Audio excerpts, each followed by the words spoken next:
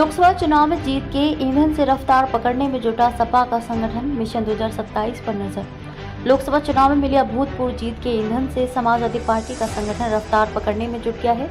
जनता के मुद्दों पर प्रदर्शन संवाद की कवायद तेज हो चुकी है। वहीं आगे अभियान कार्यक्रमों एवं संवाद के जरिए संगठन की सक्रियता और बढ़ाने की तैयारी है। इसके जरिए 2027 के विधानसभा चुनाव के लिए जमीन मजबूत करने का लक्ष्य है। समाजवादी पार्टी ने यूपी में 12 साल बाद किसी बड़ी जीत का स्वाद चखा है। 2012 के विधानसभा चुनाव के बाद उसे हर चुनाव में हार ही मिली है, चाहे वह 2014 और 2019 का लोकसभा चुनाव हो या 2017 और 2022 का विधानसभा चुनाव हो।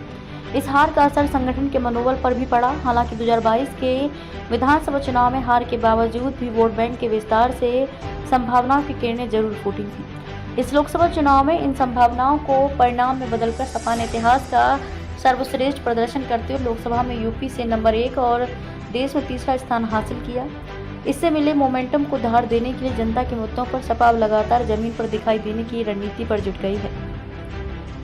हर मुद्दे पर पूछेंगे कड़े सवाल। 2022 के विधानसभा चुनाव का सपा ने एक अभियान शुरू किया था, जिसमें हर महीने सरकार से जनता के मुद्दों पर सवाल पूछा जाना था।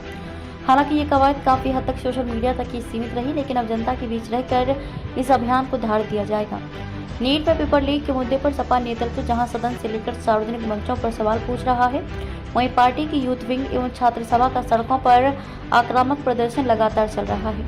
प्रदेश में अलग अलग जगह हुई विभिन्न घटनाओं में भी सपा के नेताओं के प्रतिनिधिमंडल की नियमित पहुंच और मौजूदगी दिख रही है। सपा के एक वरिष्ठ नेता कहते हैं कि जनता के मुद्दे पर हम पहले भी सक्रिय थे, लेकिन आक्रामकता की कमी थी। दूसरे, सत्ता के वर्चस्व के चलते तवज्जो भी कम मिल रही थी। अब जब प्रदेश के आधे से अधिक जिलों में हमारे सांसद हैं, तो सड़क से सदन तक हम विपक्ष की भूमिका को और बेहतर ढंग से निभा पा रहे हैं। जनता के मुद्दों पर सपा अब नियमित सड़क पर नजर आएगी।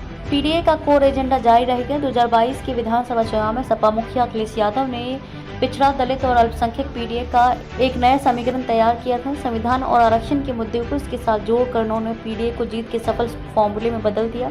इस कोर एजेंडे को आगे भी जारी रखने की तैयारी है। लोकसभा चुनाव के पहले अलग अलग सामाजिक वर्गों के बीच लगाई जाने वाली पीडीए पंचायत पार्टी फिर शुरू कर रही है। अब इसकी स्वरूप को और व्यापक व व्यवस्थित बनाया जाएगा। साथ ही पार्टी के हर अभियान व कार्यक्रम की थीम पीडीए ही होगी।